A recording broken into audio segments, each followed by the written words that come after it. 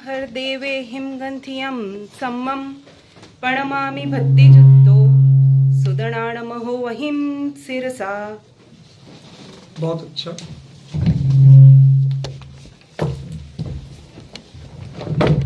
अब आप लोग छठवां परिच्छेद निकाल लीजिए जिसे हम शुरू करेंगे। छठवां परिच्छेद सर्वनाम शब्दों के रूप बनाने का या उसके नियमन का है। किसका है? सर्वनाम शब्दों के रूप निर्माण का देख लेंगे। ठीक है, तो अभी तक आपने संज्ञा शब्दों के विभिन्न रूपों को देखा, जाना, पढ़ा। अब आपको सर्वनाम शब्दों के रूपों के बारे में कैसे बनते हैं ध्यान रखिए। उनमें प्रत्यय तो वही होते हैं जो संज्ञा शब्दों में होते हैं। सु औ जस अम औट सस टा भ्याम भिस गे भ्याम भ्यस गसी भ्याम भ्यस गस ओस आम और गी ओस सुप।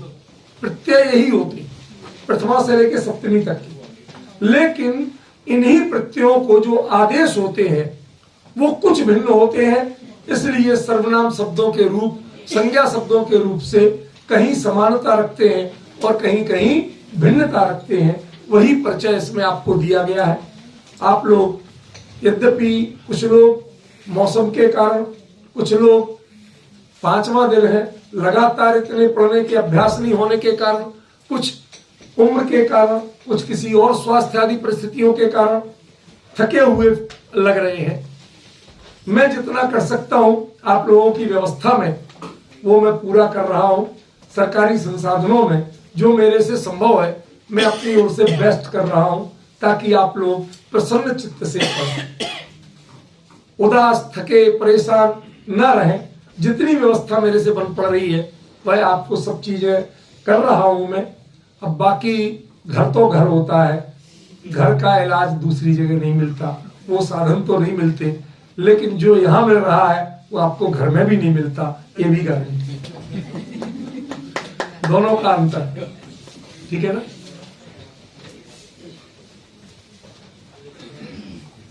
आज रूपल बहन की एब्सेंट लगा देना भाई।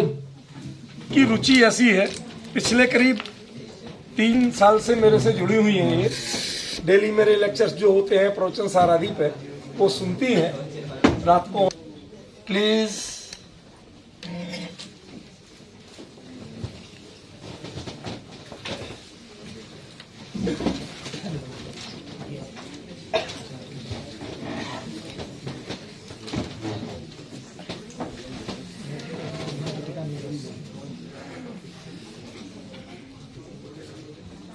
बातचीत की जगह इधर नजर रखोगे तो ज्यादा लाभ होगा।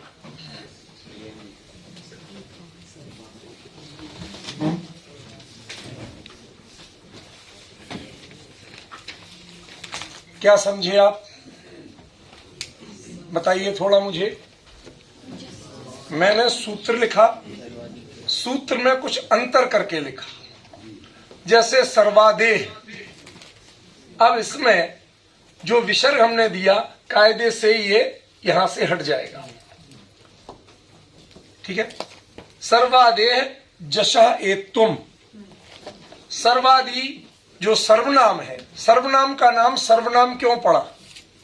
संज्ञा का नाम संज्ञा क्यों पड़ा? कि भाई वो नाम है, परिचय है, व्यक्ति वस्तु स्थान के नाम को संज्ञा कहते हैं। तो संज्ञा के बदले में जो बोले जाए उन्हें सर्वनाम कहते हैं। ऐसी परिभाषा आपने रटी होगी, पढ़ी होगी, लेकिन उसका नाम सर्वनाम क्यों पड़ा? असल में वो सर्व शब्द से शुरू होता है, इसलिए उसका नाम सर्वनाम पड़ा। अभी आपको शायद ये कई लोगों को पता नहीं होगा उसका नाम सर्वनाम क्यों है। सर्वादेह सर्वनाम, जो सर्व जिसके शुरुआत में है। हमारे यहाँ स्तोत्र साहित्य में एक परंपरा थी, एक ही भाव स्तोत्र, पहला शब्द एक ही भाव है। भक्तामर स्तोत्र पहला शब्द भक्तामर है। कल्याण मंदिर स्तोत्र पहला शब्द कल्याण मंदिर है। वो उन स्तोत्रों के नाम नहीं है। भक्तामर स्तोत्र का नाम आदिनाथ स्तोत्र है, समझे। तो जैसे पहले शब्द से पूरे उसका नामकरण कर दिया जाता है, ऐसे ही सर्व शब्द के कारण इनका नाम सर्वनाम पड़ गया। अदरवाइज सर्व शब्द की इसमें सर्वनाम संज्ञा में कोई उपयोगिता नहीं है। ये भी कहते हैं कि उससे शब्द कोई एक विशेष का ग्रहण नहीं होता, सबका होता है। हाँ, ये वो शिक्षक शब्द है। सभी शब्दों का ग्रहण करने का कह दें। जैसे आप कह देंगे पति पत्नी और वो जो है वो शब्द से कितना तद ब्रह्म आत्मा तद ब्रह्म क्षमा कीजिएगा, ऐसे तमाशा ये है सर्वनाम का एक आशय हो सकता है। जो आपने कहा वो तो ठीक है, जिसका प्रयोग सबके लिए हो। सर्वनाम यानी सबका नाम, यानी अगर वह शब्द है मान लीजिए तो सर्वनाम है ना। तत्वमसि में देखो ना, तत्वमसि अब वह शब्द का प्रयोग ब्रह्म का वाचक है, वो सर्वनाम है। तो नहीं, वह ऐसा भी शब्द है। जो वह शब्द आपके लिए भी होगा, आपके लिए भी होगा, आपके लिए भी, सबके लिए होगा ना। पति पत्नी और वो तुम है शब्द मान लीजिए, वो भी सर्वनाम है, तो तुम तो किसी के लिए भी प्रयोग कर सकते हैं। तो सर्वनाम का यह आशय कि भाई किसी जिसके जो सबके लिए है वो सर्वनाम। ऐसा भी व्याख्या है। हाँ ठीक है, मुझे किसी व्याख्या से आपत्ति नहीं है। उसमें बहुत सारे सबके नाम आ जाते हैं, सर्वाधीन लेकिन संज्ञा भी फिर सबकी ही होती है, अलग अलग जो भी होती है। सर्वनाम के भी सब दलगई अलग होते हैं। इसलिए मुझे जो ज्यादा बेहतर लगा वो मैंने बताया कि सर्व से शुरू होता है। जब संस्कृत व्याकरण में भी लिखा सर्वादीनी सर्वनामानी, बिल्कुल ठीक है, वहीं से शुरू किया है, आदि से ही शुरू है। इसलिए मैंने उस बात को, पाणिनि की बात को प्रमाण मान के किया। प्रमाण है। ठीक है ना। तो अब यहां पर क्या दिया है, सर्वादेह। तो यहां सर्वादेह सर्व है आदि में जिसके, ऐसा कौन, ऐसा सर्वनाम। ठीक है ना। ये अकेले किसी शब्द विशेष के लिए नहीं है, सभी सर्वनामों में क्या होता है, जसा। ये जस क्या है, प्रथमा बहुवचन का प्रत्यय। इसमें चूंकि विभक्ति है षष्ठी, इसका मतलब जस के स्थान पर या जस को एक तो ये आदेश हो जाता है। ठीक है। तो सर्व को प्राकृत में तो सब ही होता है, वो तो बनाना नहीं है, सब ही है प्राकृत में। और सब को जब ए होगा प्रथमा बहुवचन में तो क्या बनेगा, सब्वे, यह रूप बनेगा। बस शॉर्ट में इतनी समझना, इस सूत्र का और लंबा चौड़ा काम नहीं है। हमें इतनी पहचानना है कि सर्वादेह सर्व है आदि में जिसके, ऐसे जो सर्वनाम शब्द हैं, उन सर्वनाम शब्दों में जब जस प्रथमा बहुवचन में जस प्रत्यय आता है तो उस जस प्रत्यय के स्थान पर एक, तो माने जस प्रत्यय के स्थान पर एक आर, और एक आर वो पिछले स्वर का लोप करके उसमें जुड़ जाएगा। ठीक है ना, वो तो सब बताया हुआ है संधि प्रकरण में। तो ये क्या बन जाएगा, सब्वे। अब इसमें थोड़ा ये है कि जैसे सर्वादि को पूरा आपको समझना होगा। जैसे अनेक शब्द है, अब आप अनेक व्यक्ति जाते हैं तो आप करोगे अनेगा जना, गलत हो जाएगा, सर्वादि है, दूर करो उसको। अनेगे जना बोलना पड़ेगा, अनेगे सिम बोलना पड़ेगा, क्योंकि सर्वनाम है, उसको अलग किया हुआ है। इसलिए संस्कृत में भी सर्वादि को अलग किया है। ऐसो पंचनमकारो सब पाप मंगलान सभ्य सिम, उसको अलग बनाया। सब्बानाम नहीं, कहीं प्रयोग नहीं हुआ, क्योंकि सर्वादि में है, सभ्य सिम होगा। तो वैसे ही अनेक शब्द भी लेते हैं लोग, संस्कृत में भी गलत कर देते हैं, अनेका जना बोलते हैं, नहीं हो सकता, अनेक के बोलना पड़ेगा। वहाँ भी सर्वे बनता है, सर्व सर्व सर्वे। तो सर्वादि में कितने हैं, सर्व विश्व उभ उभय डतर डतम अन्य अन्यतर इतर एकतम, इतने हैं, वो सारे याद होने चाहिए, तब आप प्राकृत में उसका प्रयोग ठीक से कर सकेंगे। डतर प्रत्यय है, कतर कौन सा, कतम कौन सा, वहाँ भी आपको शब्द की तरह से कतमे जना, कितने आदमी, उस है ना, शोले में कितने आदमी थे, दो आदमी ये हो गया था।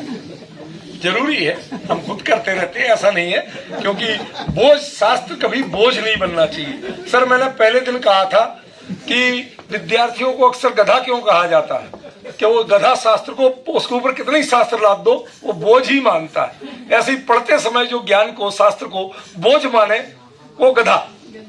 यहाँ हम किसी गधे को पढ़ाने नहीं आए, सब प्रबुद्ध पढ़ने आए हैं, तो मुस्कुराते हुए पढ़ना, खेद खिन्न होके मत पढ़ना। ये मैंने पहले दिन ही कहा था। चलिए, क्लियर हुआ, समझ में आ गया। सर्वनाम, एक और चीज इस पर पक्ष ध्यान दे लीजिए।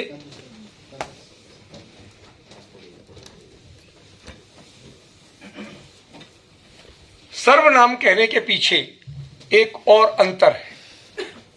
कई बार सर्वनाम से जब तक संज्ञा का ज्ञान न हो, संज्ञा के लिंग वचन का ज्ञान न हो, तो सर्वनाम की पूरी जो जानकारी है, प्रयोग है, वह अक्सर भ्रष्ट हो जाता है, गलत हो जाता है।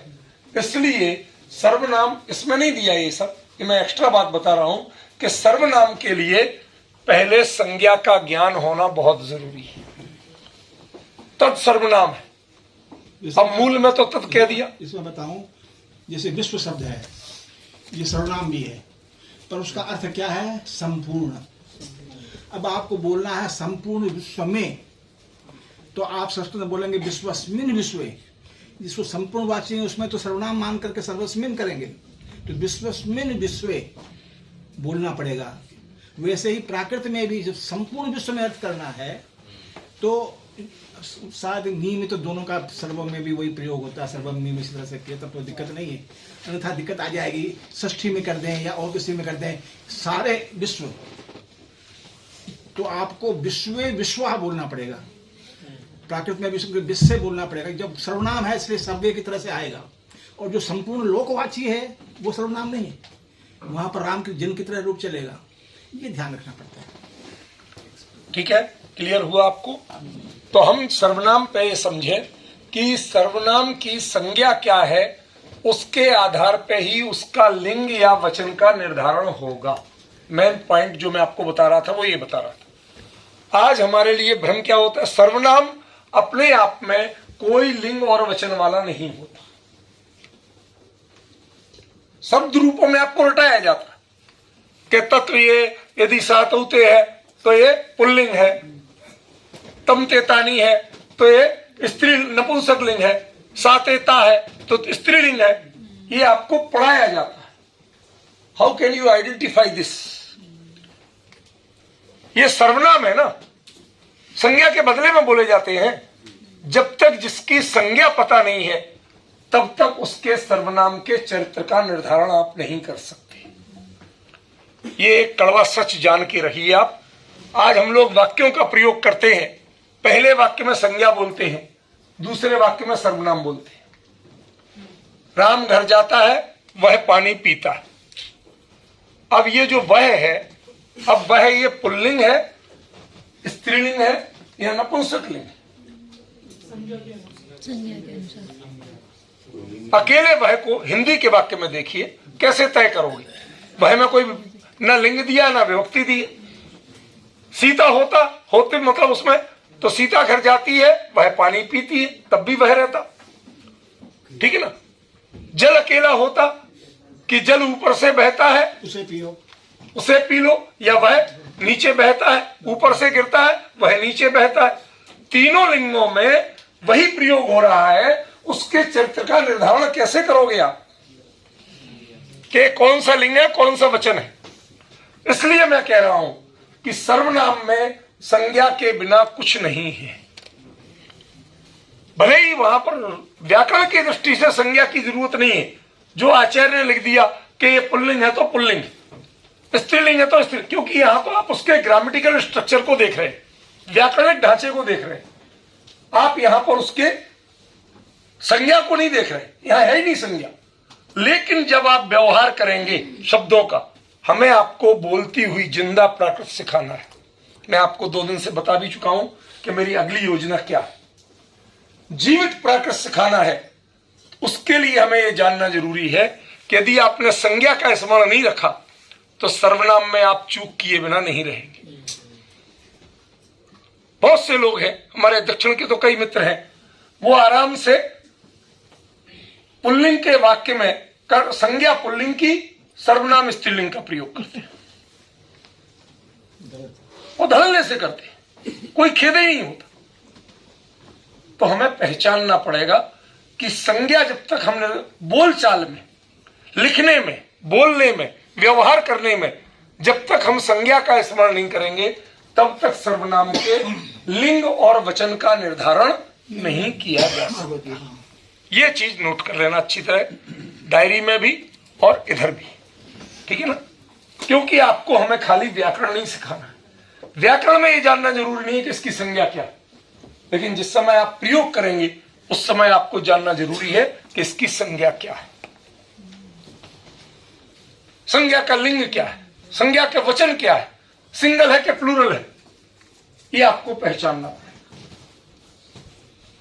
ये चीज अच्छी तरह से ध्यान रख लेना, क्योंकि भाषा व्याकरण से समझी भले ही जाती है, लेकिन प्रयोग आपके विवेक से की जाती है, व्याकरण से भाषा का प्रयोग नहीं होता।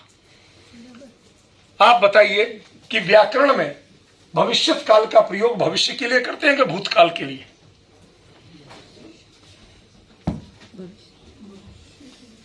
भविष्य के लिए करते हैं ना।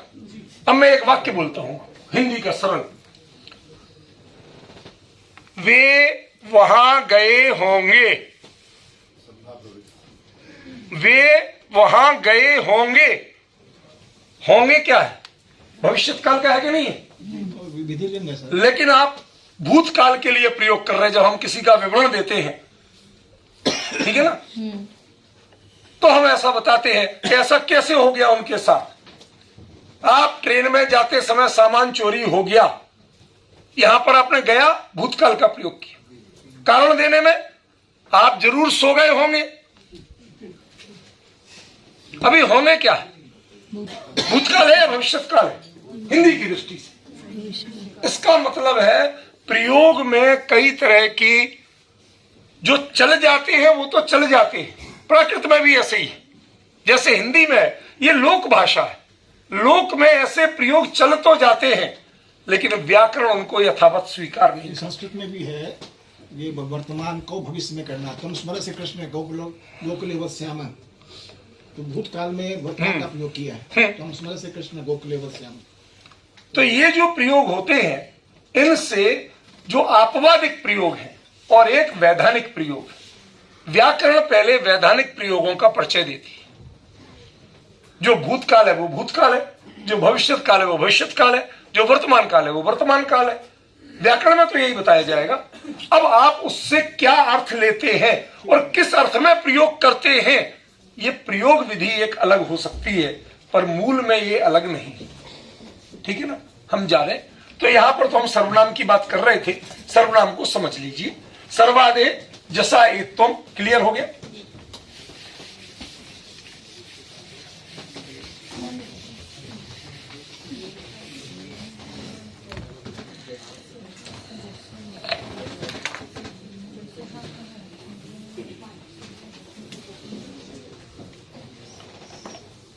बेटे आपस में ये जो शेयरिंग है ना, ये आप घर जाके करिए।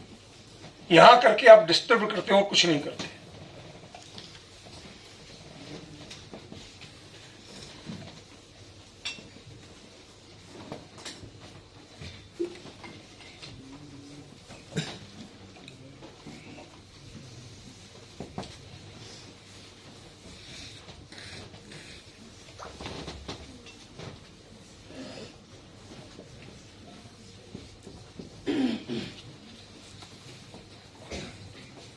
बताएंगे श्रीमान। पवित्र क्या अर्थ होगा इसका? बुक देख के नहीं, सामने देख के। जो ई प्रत्यय है अब गलत। पहले इधर से बात करिए। क्या लिखा है मैंने? सर्वाधिक, उसके नीचे क्या लिखा है? पंचमी, एक वचन। पंचमी किस अर्थ में आती है? पंचमी इसके बाद, तो सर्व आदि सर्वनामों के बाद। एक बात क्लियर होगी अच्छी तरह से। फिर गेह जो है ये क्या है? इसमें षष्ठी दी है, तो मूल प्रत्यय क्या है? गी। गी किसका प्रत्यय है? सप्तमी एक वचन। तो क्या लिखोगे आप? सर्वनाम शब्दों के बाद सप्तमी एक वचन का गी प्रत्यय आने पर, ठीक है ना, उस गी प्रत्यय षष्ठी कहां होती है? के स्थान पर, या उसको क्या हो जाएगा? इसिम, इम्मी, इत्थ, ये तीन आदेश हो जाएंगे। मतलब सव्वस्सिम, सव्वम्मी, सव्वत्थ।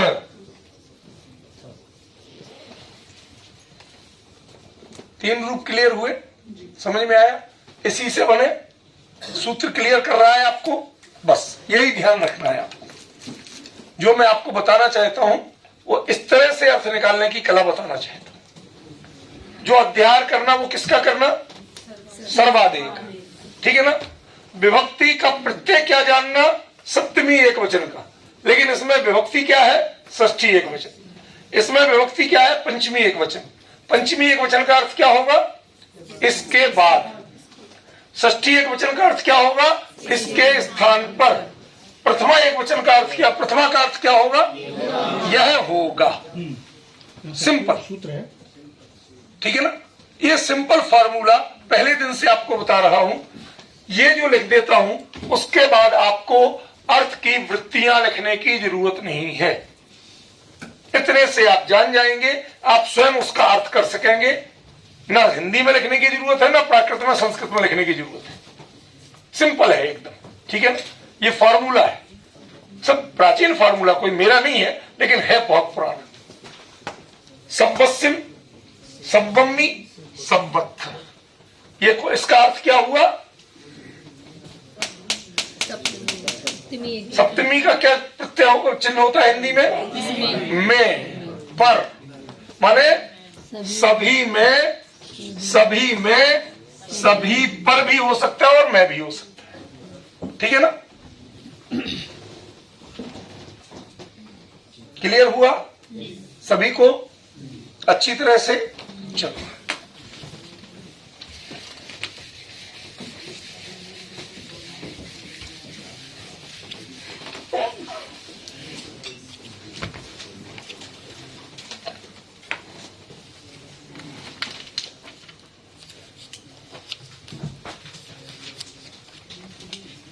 अब सर्वनाम शब्दों के नाम लेना शुरू कर रहे हैं।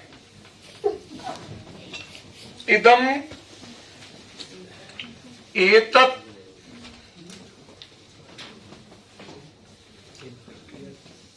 किम, यत्, तत्, भ्यः, ता, इणा, वा। टा ये पहले भी आ रहा है, षष्ठी का रूप है। इणा प्रथमा का रूप है। वा अव्यय है। ये पंचमी बहुवचन है।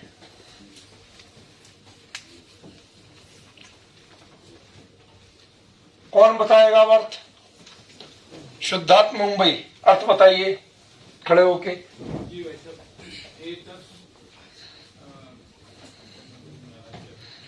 उसमें नहीं देखना, इधर दिख रहा है। इदम एतत् किम यत् तत् किम के साथ में ता अर्थात तृतीय विभक्ति का एक वचन का रूप है, उसके साथ में ता तृतीय एक वचन का रूप है। नहीं, अभी यहाँ पर प्रत्यय है। हाँ, सॉरी, हाँ। ता तृतीय एक वचन का जो प्रत्यय है दूसरी जगह पर ये उसके स्थान पर इणा यह आदेश होगा। वा का मतलब विकल्प से। क्लियर हुआ? जयती बेटा बोलो, बताओ तुम, भले ही बोल चुके, बताओ क्रम से बताओ जैसे मैंने बताया।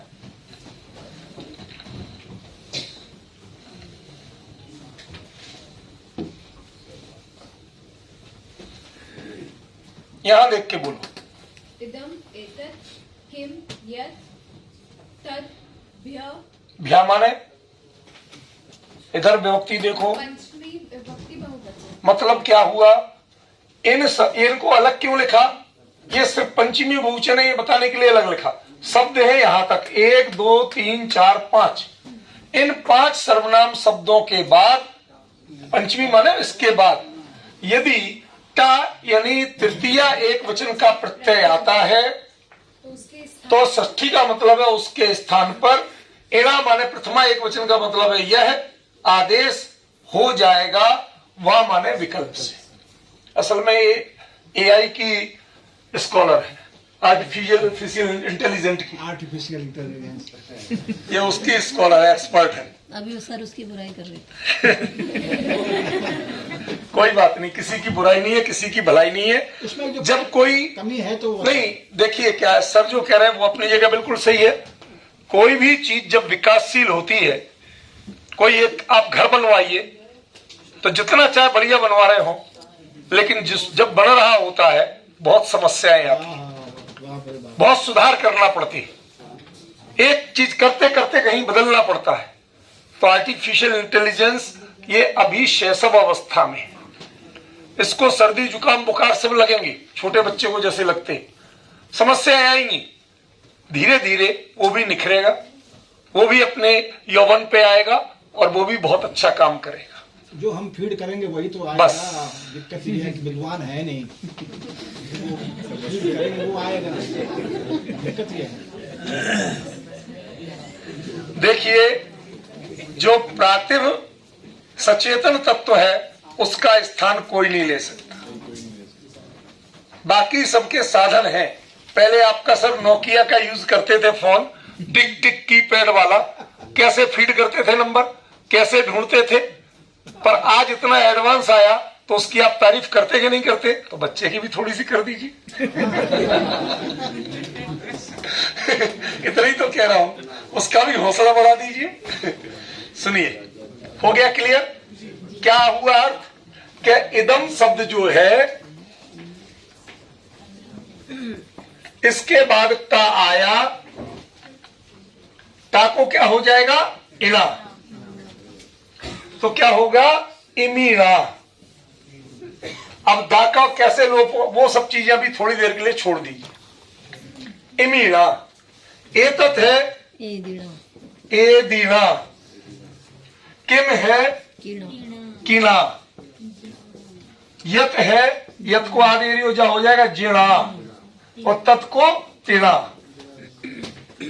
ये रूप इससे बन जाएंगे। मैंने कोशिश कर रहा हूं थोड़े बड़े बड़े लिखने की, ताकि दूर तक भी सबको दिखे, वो पढ़ सकें और समझ सकें। इदम का इमीणा, एतत् का एदीना, किम का किणा, यत का जिणा और तत् का तिणा। ये रूप बन रहे हैं। इन शब्दों के बाद जब का प्रत्यय आएगा तो उसको विकल्प से क्या हो जाएगा? इणा। और नहीं होगा तो एदेण, केण, तेण, ये भी रूप चलेंगे, इनका निषेध नहीं कर दिया। पॉइंट समझ गए? ये रूप तो जानते हो ना। तृतीया में क्या बनता है, मैं लिख देता हूं। इदम का अनेन, और इसमें प्राकृत में अनेन नहीं बनेगा, अणेन बनेगा, एदेण बनेगा, केण बनेगा, जीर्ण बनेगा और ये तेण बनेगा। मतलब ये रूप भी बनेंगे विकल्प से, और इस सूत्र से ये रूप भी बनेंगे। इज दैट क्लियर सभी के लिए?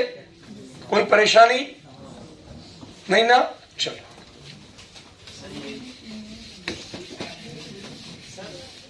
एक मिनट बेटा, थोड़ा सा सब्र किया करें। मोड़, अब मैं इधर करूं या उधर करूं? मैं जब मुड़ूंगा तो कर लीजिए।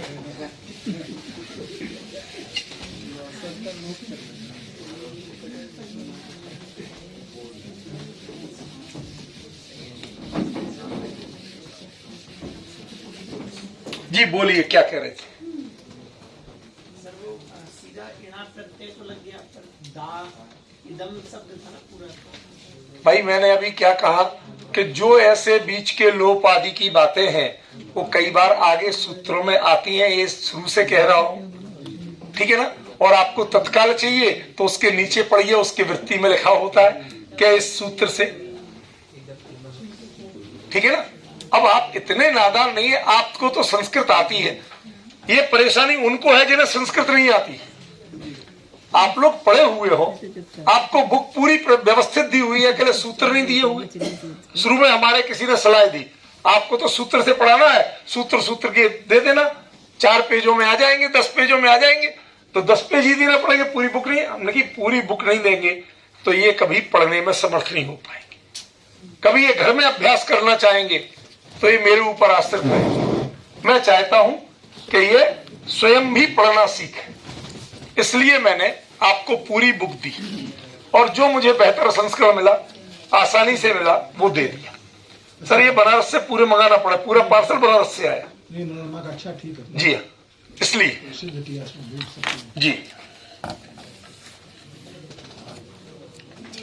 ऐसे इसकी वो भी छपी हुई है, वो आपके ध्यान में तो हो भी पुराना सब। अब जो पिछले सूत्र में लिखा था उसका करिए अध्याय। पिछले सूत्र में क्या था?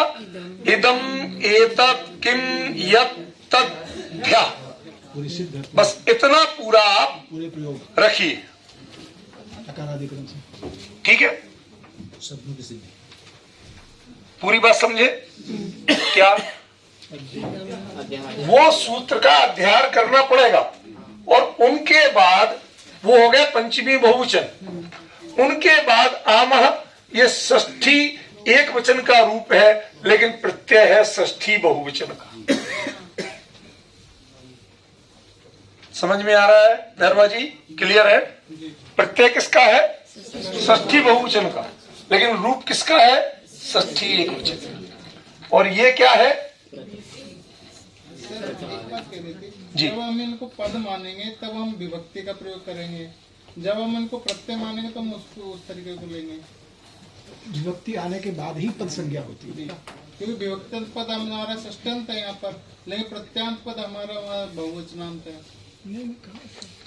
ऐसा है, आप जहां से बोल रहे और मैं जहां से बोल रहा हूं, दोनों की वेवलेंथ नहीं मिल रही। ये क्या कह रहे हैं मैं आपको बता देता हूं, आप लोगों को समझ में आएगा कि आम शब्द जो हलंत है उसे आमह बहुवचन में भी जिस प्रत्यय का रूप बनता है। अब आप इसका अर्थ षष्ठी ही क्यों ले रहे हैं, प्रथमा बहुवचनांत क्यों नहीं ले रहे? वो तो रूप प्रकरण से। ये तो भाई व्याकरण में षष्ठी के बिना अर्थ ही नहीं निकलता, तो जो है वो ही लेंगे। जब उसके स्थान पे आदेश हो रहा है तो वही लेंगे, दूसरा क्या षष्ठी में नहीं बनता आम? नहीं सर, मेरा ये कहने का मतलब है, मैं ये कह रहा हूँ कि जो आम है जो पद है, वैसे अब पद में तो हमारा षष्ठांत है, लेकिन जब प्रत्यय में लेंगे तो बहुवचन का निर्देश करेगा। नहीं वो तो आम अपने आप में बहुत है। ठीक है, अगर ये देखिए ऊपर क्या लिखा, बहुवचन लिखा, एक वचन। नहीं बहुवचन है सर वहाँ पर। वो तो बात समझिए, पूरे को ये मिला के समष्टि तो एक हो गया ना, वचन आ गया। इतने लोगों की दृष्टि से हमें एक बैलेंस मध्य मार्ग में पड़ाना है। ये ना हम बहुत ज्यादा गंभीरता में जा सकते और ना बहुत ज्यादा सहजता में जा सकते। सर्वस्व का प्रयोग कहाँ करेंगे? सर्वमान्य तो बहुत है, से कैसे आया, एक वचन कैसे कर दिया आपने? सर्वस्व बोलते तो है ना, सर्वस्व जनस्य है, तो सर्व भले ही बहुवचन का हो, किंतु समष्टि लेके इसको एक वचन में सर्वस्व बनाया। ठीक है ना, थोड़ा सा अंतर रहता है, उसको समझिए, क्योंकि बाकी तर्क में तो इतना विस्तार है कि ये सब लोग 5 मिनट में उठ के भाग जाएंगे। यदि हम इसकी गहराई में जाएंगे, तर्कों में पढ़ेंगे तो इन सब का अहित करेंगे, तो हमें इनका हित करना है, इसलिए इसको सीमित रखेंगे। ठीक है ना? बताइए क्या हुआ? इदम एतत् किम तत् यत्, इन सब के सर्वनाम शब्दों के बाद जब षष्ठी बहुवचन का आम प्रत्यय आएगा तो उसके स्थान पर एसिम आदेश हो जाएगा।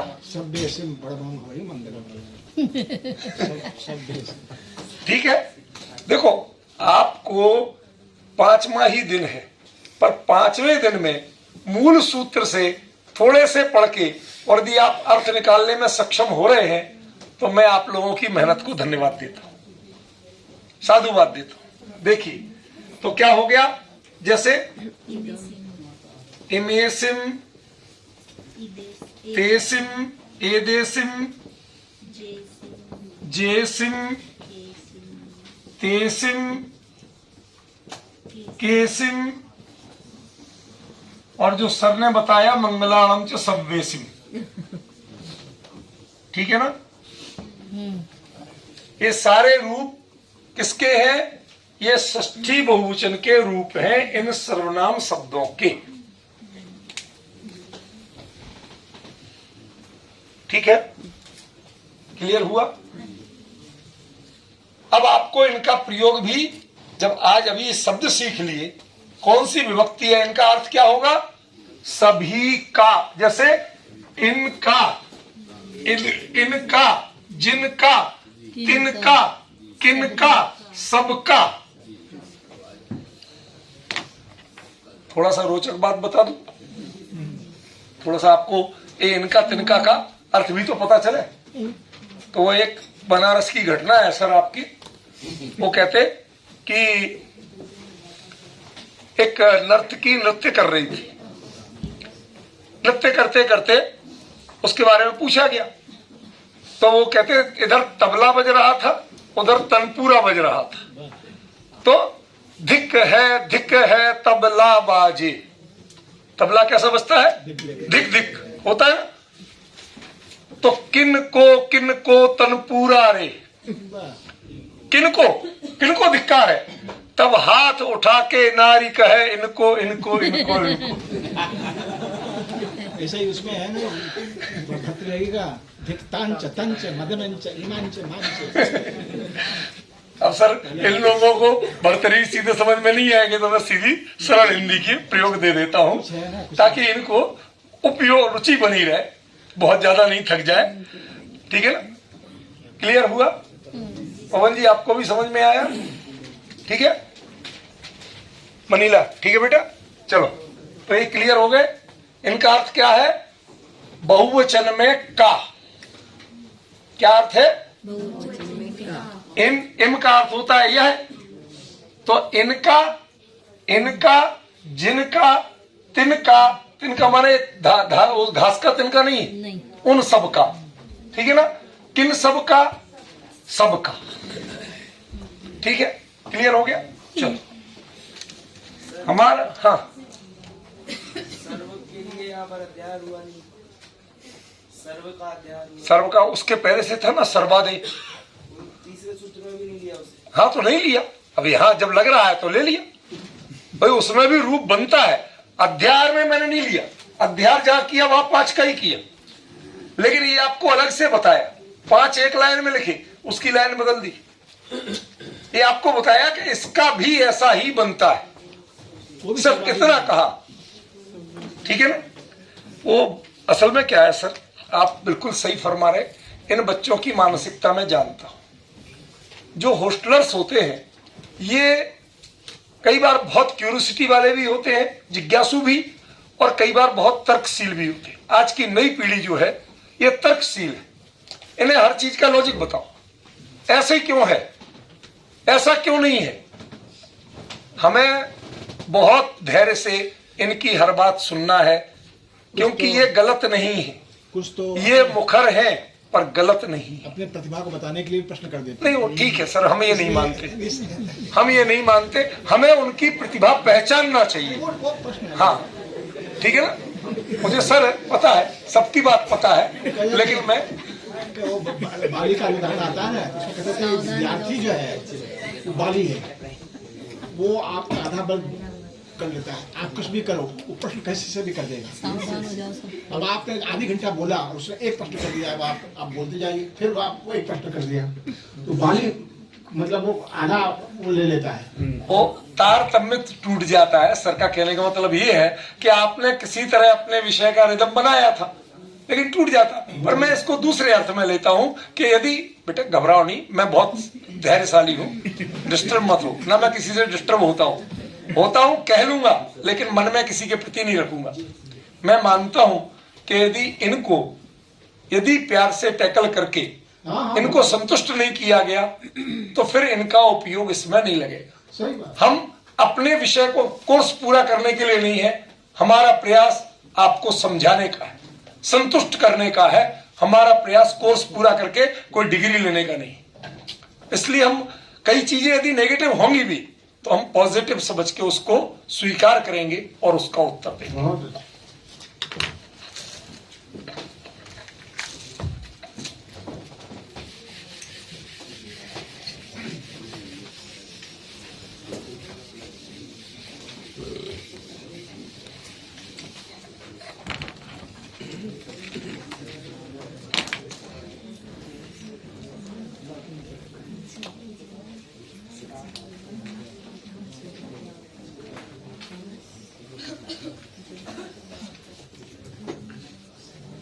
किम यत् तद्भ्यो गसः आसः।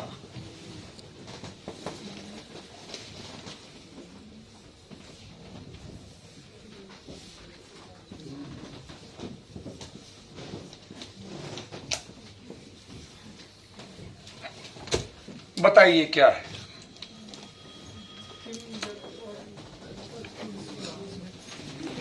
मनीला आप बताएंगे बेटे, बताओ। किम यत् तत् के बाद गस ये किम यत् तत् क्या है? सर्वनाम। सर्वनाम शब्दों के बाद। हमेशा शब्द पूर्व और वाक्य जितना परिपक्व बोलोगे वो निर्भ्रांत रहेगा, ठीक है ना? हाँ। किम यत् तत् सर्वनाम शब्दों के बाद गस यानी षष्ठी एक वचन का प्रत्यय आने पर उसके स्थान पर आस आदेश हो जाता है। शाबाश, बैठ जाइए। अब देखिए यहां क्या किया गया। Thank you. किम को कास, यत को जास और तत् को तास। अब हिंदी में एक प्रमाण बता रहा हूं। तास भ्रमण की है बहु कथा, मैं कछु कहूं कही मुनि अथा। ये तास, ये प्राकृत का तास है जो प्राचीन हिंदी में, ब्रज में, ढूंढारी में चल रहा है। ये जास, तास और कास, ये तीनों चलते हैं इसी अर्थ में, जिसका अर्थ है किसके, जिसके, उसके। इनका अर्थ क्या? तीन शब्दों का, किसके, जिसके, उसके। ठीक है श्रीमान जी? ठीक है? Are you satisfied? चल, बहुत अच्छा।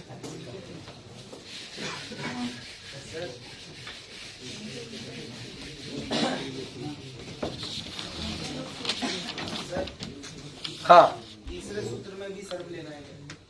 तीसरे सूत्र में जहाँ इणा का आदेश किया नहीं, सब बिड़ा नहीं होता है।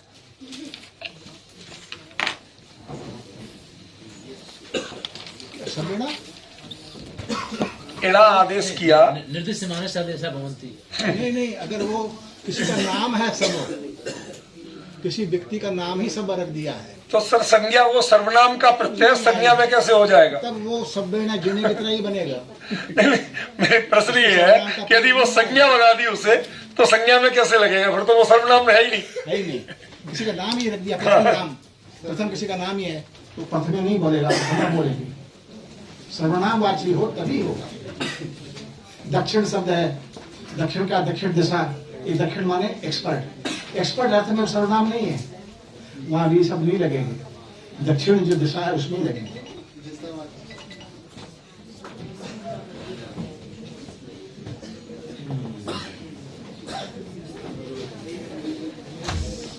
जी, मुझे बहुत धैर्य से अब अपने सबसे कमजोर बच्चों की परीक्षा लेनी है। नीरज कुमार, खड़े हो जाओ। बताओ क्या अर्थ होगा?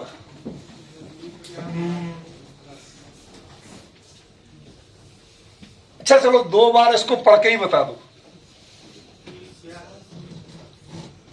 ये क्या लिखा है?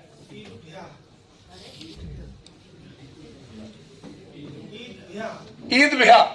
अच्छा चलो चलो, तुम्हारी ईद तो याद रही। आगे ये क्या है? मासे, सासे। चलो, सास तो याद आई। फिर क्या है? गसा। चलो, मुझे पता था, इतने ही पढ़ ले तो बढ़िया है। नीरज के साथ वो मनोज, आप बताओ बेटा।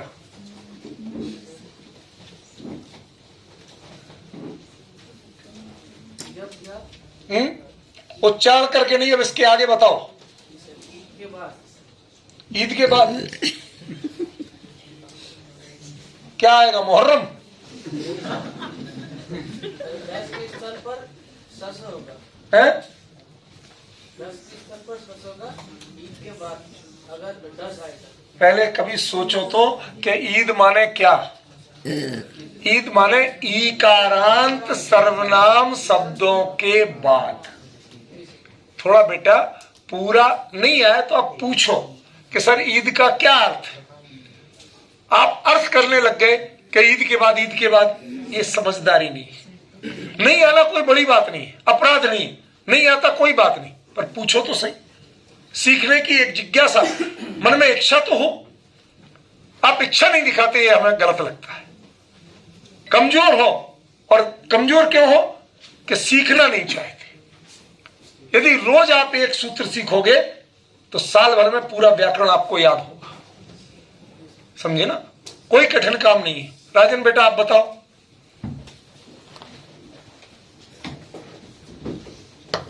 इकारांत सर्वनाम शब्दों के स्थान पर स पहले स्थान तो नहीं कर।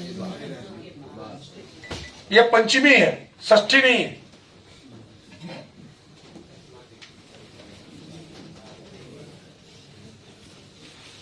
अब समझ में आ रहा है कि आप लोगों को क्यों इतना साल भर टोकता हूं मैं। कोई बुराई नहीं है, किसी से कोई दुश्मनी नहीं है।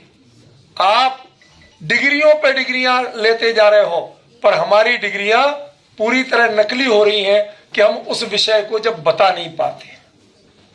ठीक है बिटिया, सबसे यंगेस्ट आप हमारे डिपार्टमेंट के हो, सबसे सीनियर मोस्ट हो। ये बिटिया सबसे छोटी है। बता बेटा। एकारांत सर्वनाम शब्दों के बाद गस प्रत्यय आने पर विकल्प शेष ससा हो जाएगा, गस के स्थान। इस सा से आदेश हो जाएगा। बहुत बढ़िया, बहुत। शाबाश। ये भी शास्त्री फर्स्ट ईयर में है सर। अरे और प्राकृत नहीं पढ़ रही है। प्राकृत एक पेपर डीएससी में पढ़ा है। अरे वाह बेटा, वाह। उसको मैंने कहा, उनके पिताजी भी रोज आते हैं। 100 किलोमीटर दूर से आती है बच्ची, डेली अप डाउन कर रही है। और उनके पिताजी इसलिए आते हैं कि बच्ची के साथ। मैंने कहा आप भी बैठो सुनो, और वो बड़े रुचि से सुन रहे हैं। उन्होंने ईद में गए, जाने कितने दिनों के बाद गली का चांद निकला।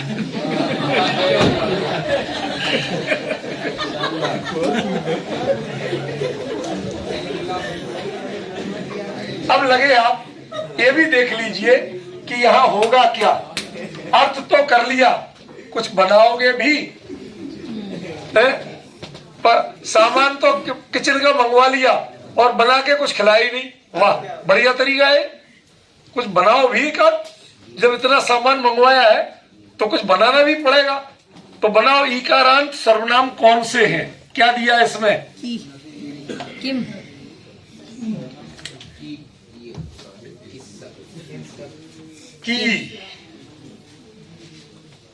की का किस्सा से, क्योंकि इस्सा से जब लगेगा यह संयुक्त व्यंजन, उसके साथ होते ही पूरा ह्रस्व हो जाएगा। किस्सा से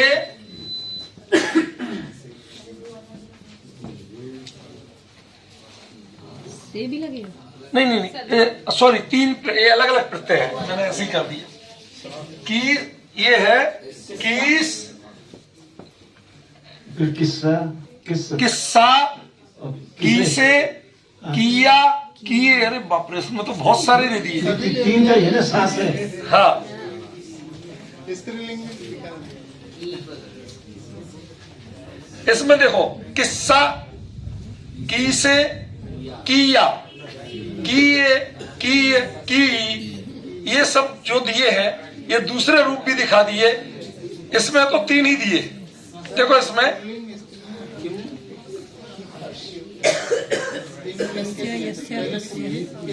पुल्लिंग, स्त्रीलिंग, नपुंसकलिंग के दिए, वो ठीक है। मैं कह रहा हूं उसमें नीचे क्या दिया। तीसरे नंबर पे जरा पढ़िए। तीसरे नंबर पे ये दे रहे हैं गसा इस्सा सो स्त्रियाम एकारांतेभ्यश्च चकारांतेभ्यश्च स्त्रियाम किमादिभ्या उत्तरा गसा इस्सा सो इत्यादि गस ग्रहणेन गसी गी ग्रहणम।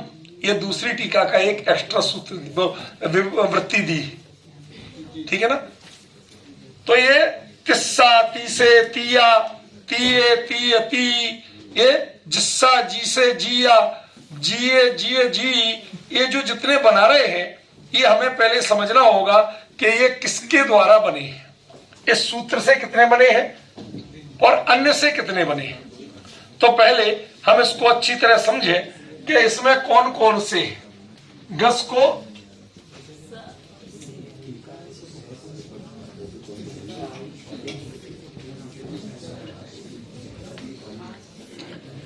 इसमें मूलतः हम गस को इस्सा और से, मूल तो ये दो ही है। फिर इन्होंने जो किया, किए, की और की बनाए हैं वो इस सूत्र के काम नहीं लिखे हैं यहां, पर आपको भ्रम नहीं होना चाहिए। बनते हैं वो, ये सही है, पर वो इस सूत्र के कार्य नहीं, वो अन्य सूत्र के कार्य है। ठीक है ना। अभी आपको जो देखना है वो मात्र की, किस, किस्सा, की से, ये 3 रूप देखना है, चौथा रूप अभी नहीं देखना है। जो बाकी रूप है वो आगे सिद्ध होंगे।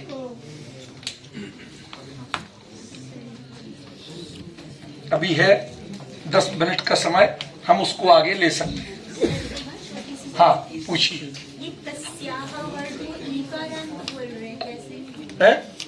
जैसे सूत्र था कि ईकारांत शब्दों के लिए, तो ये जो कस्याह है ये ईकारांत। हाँ ऐसा है, मूल शब्द था किम,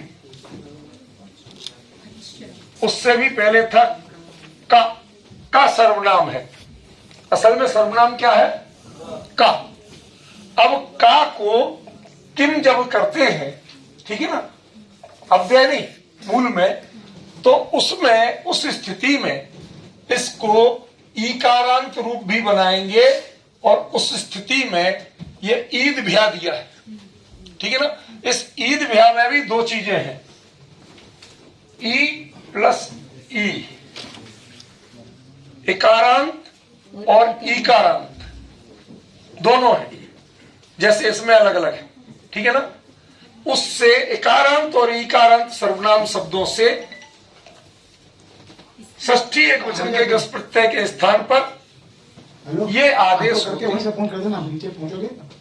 ठीक है, क्लियर। फोन कर देना वहीं से, मैं आ जाऊंगा वहीं पे, जैसे सदर पहुंचे थे ना, वहीं पहुंच के फोन कर देना।